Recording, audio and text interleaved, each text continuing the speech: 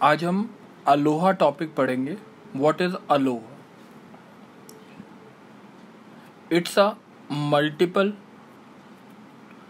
Access technique, यानी multiple nodes, और ये ऑपरेट होती है कौन सी लेयर पे? डेटा लिंक लेयर पे। ठीक है। अब it's a multiple access technique, इसका मतलब क्या होता है कि multiple nodes A, B, C और डी, सारे नोड्स एक सर्वर को एक्सेस करना चाहते हैं, यानी एक फाइनल नोड को एक्सेस करना चाहते हैं, दैट इज सर्वर, इसको एक्सेस करना चाहते हैं।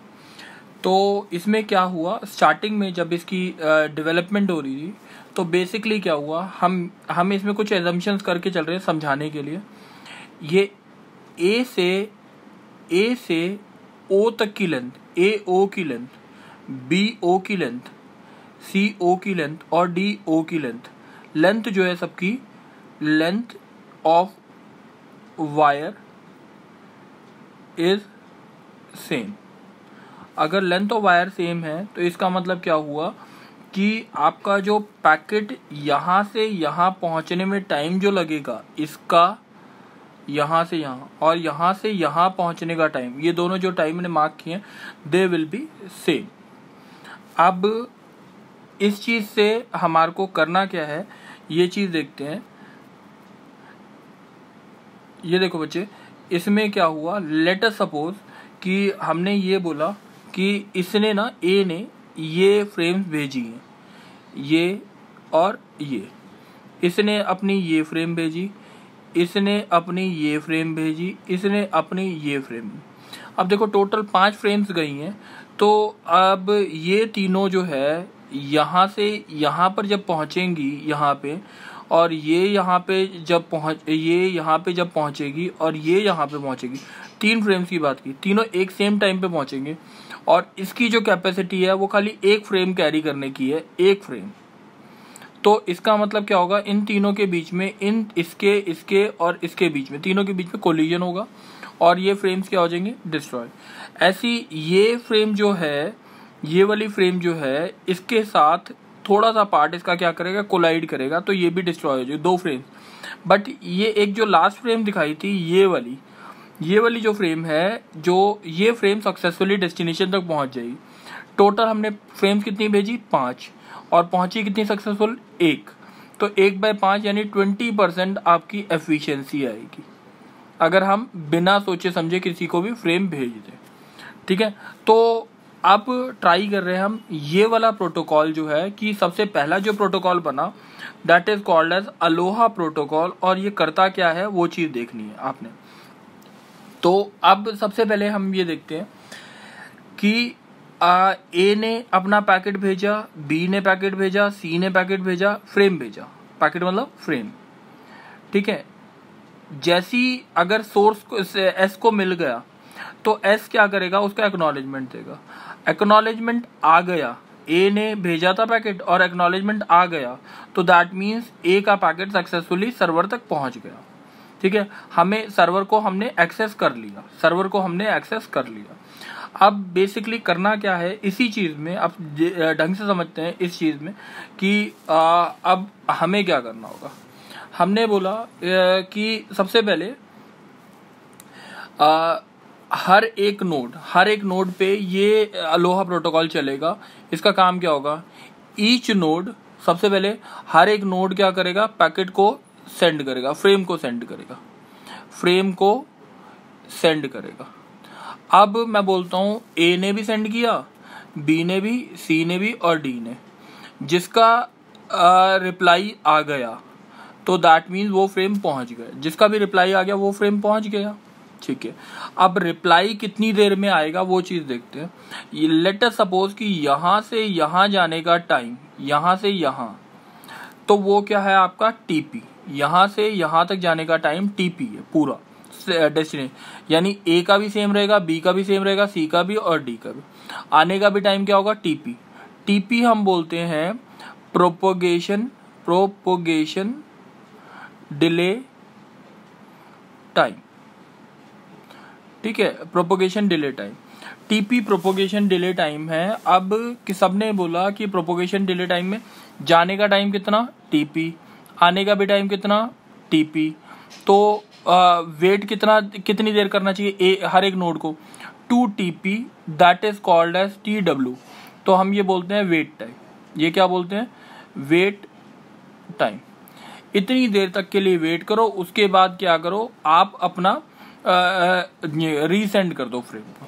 तो सबसे पहला स्टेप क्या हुआ कि हमने फ्रेम को सेंड किया, सेंड फ्रेम। अब उसके बाद कितना वेट किया, TW is equal to 2 TP wait करो। अगर थर्ड चीज इफ एक्नॉलेजमेंट अगर मिल गया, एक्नॉलेजमेंट रिसीव्ड, यस अगर आता है स्टॉप कर दो, प्रोसेस खत्म हो गई बात। अगर नो आता है, अगर क्या आता है नो का मतलब क्या हुआ कि इसका मतलब ये है कि आपको दोबारा से रीसेंड करना पड़ेगा, ठीक है। तो ये बेसिकली इतना काम हुआ। सबसे पहले आपने क्या किया, फ्रेम को सेंड किया, फिर वेट किया कितना टाइम 2 TP, और फिर आपने एक्नॉलेजमेंट अगर आ गया तो स्टॉप कर दिया, अगर एक्नॉलेजमेंट नहीं आया तो रीसेंड करना। अब कितनी बार रीसेंड करना है, कभी ऐसी भी सिचुएशन हो सकती है ना कि ए ने एस को पैकेट भेजता जा रहा है और बीच में तार ही टूट गई, तो ये तो हर बार ही भेजता जाएगा ए, तो इसका मतलब इसकी बैंडविड्थ तो हमेशा क्या होती जाएगी, खराब। तो हम एक लिमिट लगा देते हैं, दैट इज 16। कितनी बार रीसेंड कर सकते हैं हम, 16 टाइम्स रीसेंड कर सकते हैं। उसके बाद आप कोई फ्रेम रीसेंड नहीं कर सकते, उसके बाद आप एज्यूम कर लेते हो कि तार टूटी होगी। तो इसका मतलब ये भी एक काउंटर चलाना पड़ेगा, यानी सेंड फ्रेम करने से पहले k इक्वल टू 0 रख दो, k equal to 0। k equal to 0 का मतलब ये हो गया कि पहली बार तो कोई फ्रेम रीसेंड नहीं हुआ। अब रीसेंड करते समय k को इंक्रीमेंट कर दो, k को k+1 कर दो, यानी 0+1। अब 16 की लिमिट है। अब हम एक बार दोबारा देखते हैं कि इसको नेक्स्ट पेज पे हमने बोला सबसे पहला स्टेप क्या लिया था, सेंड किया आपने फ्रेम को, ठीक है। अब उसके बाद इसके साथ ही k को क्या कर दिया 0। k is the number of number of time the frame is resent. अब दूसरी चीज वेट कितना, wait time TW is equal to 2 TP। उसके बाद आपका कितना आया थर्ड में, इफ एक्नॉलेजमेंट रिसीव्ड, तो हमने स्टॉप कर दिया, ठीक है। नहीं तो हमने क्या किया, नो तो हमने क्या किया, सबसे पहले तो k को इंक्रीमेंट किया k+1। अब इसके बाद चेक किया कि k की value is less than 15। Less than 15 क्यों चेक किया, 0 से स्टार्ट हो रहा है इसलिए 15, नहीं तो 16 चेक करो। अगर k की वैल्यू लेस देन 15 है तो रीसेंड फ्रेम, एल्स क्या कर दो, स्टॉप कर दो प्रोसेस। इसका मतलब कोई ना कोई फॉल्ट है। अब रीसेंड फ्रेम किया। अब देखो इसमें एक सिचुएशन आई कि ए बी दो नोड्स ले लिए, दो नोड सर्वर को एक्सेस करना चाहते थे। अब इसने अपना फ्रेम भेजा और इसने भी अपना फ्रेम भेजा। ऑब्वियस सी बात है ये दोनों फ्रेम यहाँ पे जाएंगे तो कोलिजन होगा। बट अगर सेम टाइम पे दोबारा रीसेंड कर दिया, यानी इस फ्रेम को दोबारा से सेम टाइम पे रीसेंड किया, जैसे इसको भी, दोनों को कब पता लग जाएगा, 2 TP के बाद पता लग जाए, इसको भी 2 TP के बाद। अब ये दोनों के दोनों अपनी फ्रेम्स को क्या करेंगे, दोबारा सेम टाइम में दोबारा सेंड कर देंगे, फिर क्या होगा, कोलिजन। यानी इसका मतलब 100% कोलिजन की प्रोबेबिलिटी होगी क्योंकि सेम टाइम पे सेंड कर रहे हैं। अगर बेसिकली हम क्या करते कि डिले बढ़ा देते, बीच में डिले डाल देते दोनों के बीच में, ए और बी के बीच में, तो चांसेस ये होते हैं कि कोलिजन ना हो। तो रीसेंट तब करेंगे, इसमें क्या इंट्रोड्यूस कर दो, डिले इंट्रोड्यूस कर दो और उसके बाद रीसेंड कर दो, क्या कर दो, रीसेंड फ्रेम। तो इसका मतलब ये पहले k लेस देन 15, तो उसके बाद आपका ये प्रोसेस आना चाहिए था, फिर ये प्रोसेस आना चाहिए, ठीक है। तो नहीं तो क्या होना चाहिए, नहीं तो डिले डालना ही पड़ेगा।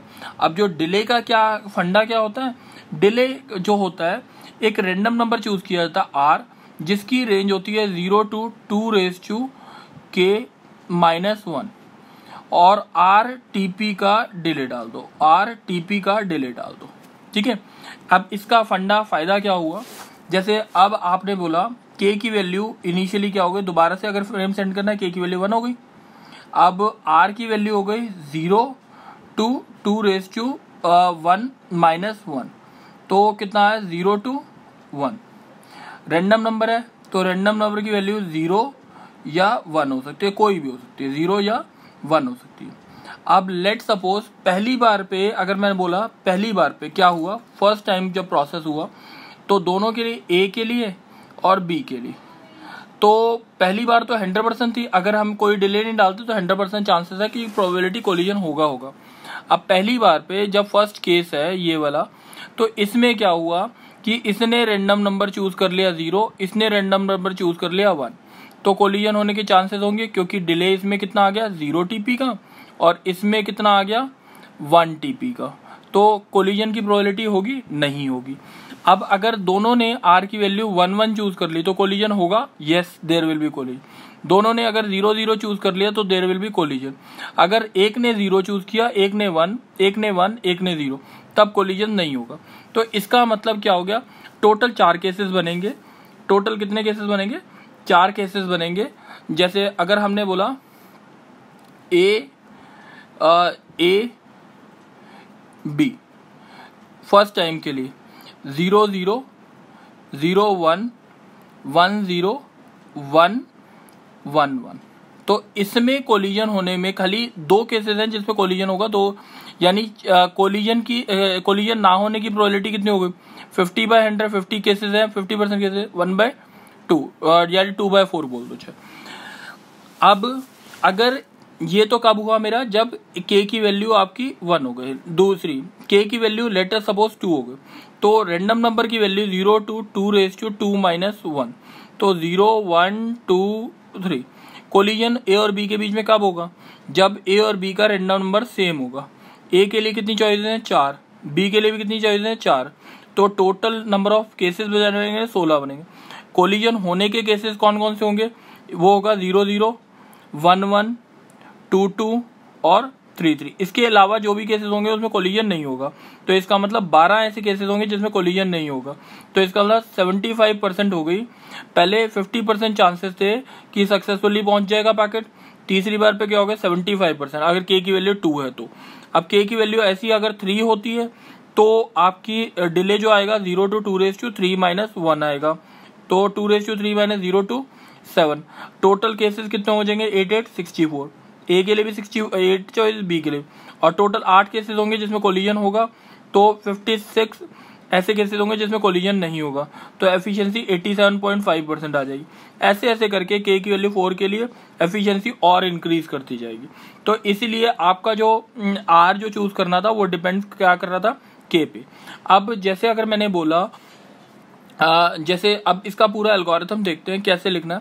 हमने सबसे पहले क्या किया, स्टार्ट, ठीक है, तो और k की वैल्यू इनिशियली क्या कर दी 0।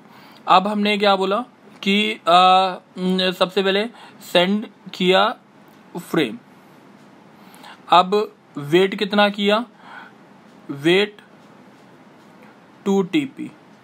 अब यहाँ पे क्या आया, इफ एक्नॉलेजमेंट रिसीव्ड, यस और नो। नो है, यस है तो स्टॉप कर दो, ठीक है, नो है तो k को क्या करो k+1 कर दो। k को इंक्रीमेंट करने के बाद आप क्या करोगे, k को k+1 के बाद इफ चेक किया k <15 है, यस यस और नो। नो है तो आप क्या कर दो स्टॉप, क्योंकि आप इसके बाद कर नहीं सकते काम। उसके बाद आप चूज r करो। r जो है वो रेंज करता है 0 to कितना 2⁻k-1। यहाँ पे delay td, delay time is equal to td, क्या बोल रहे हैं हम, डिले टाइम कितना डाल दो 2 नहीं RTP, और उसके बाद रीसेंड करना था फ्रेम, तो यहाँ से कनेक्ट कर दो। तो ये बेसिकली प्रोसेस हुआ एक अलोहा का, कि जो हम एक पैकेट को कैसे भेजते हैं, फ्रेम को जो मल्टीपल एक्सेस करते हैं टेक्निक, उसमें कैसे आपका कोलिजन को अवॉइड करते हैं। दूसरा जो प्रोटोकॉल था वो स्लॉटेड अलोहा होता है। स्लॉटेड अलोहा बेसिकली कुछ नहीं होता, यहाँ पे मैंने बोला था ए, सी और डी, आपने किसी भी टाइम पे क्या किया था, एक्सेस किया था सर्वर को, तो जो ये ऐसे भी भेज सकता था। बट इसमें क्या हुआ, स्लॉटेड अलोहा में एक स्लॉट बन गया। जैसे यहाँ पे मैंने 3 स्लॉट्स बना दिए, जैसे 1 सेकंड का एक स्लॉट है, ये 1 सेकंड का एक स्लॉट, और ये भी 1 सेकंड का एक स्लॉट। तो इसमें फ्रेम भेजी जा सकती है, बीच में फ्रेम नहीं भेजी जा सकती।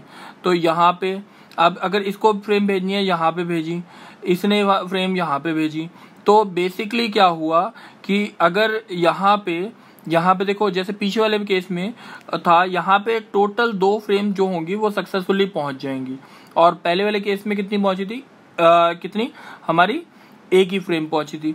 तो स्लॉटेड अलोहा की जो एफिशिएंसी होती है, जब हम स्लॉट्स में कोई काम करेंगे, यानी पहले क्या था, रियल नंबर में काम था, तो अगर मैंने पहले में क्या था 0 to अगर 3 सेकंड थे तो 0.5 पे भी भेजा जा सकता था।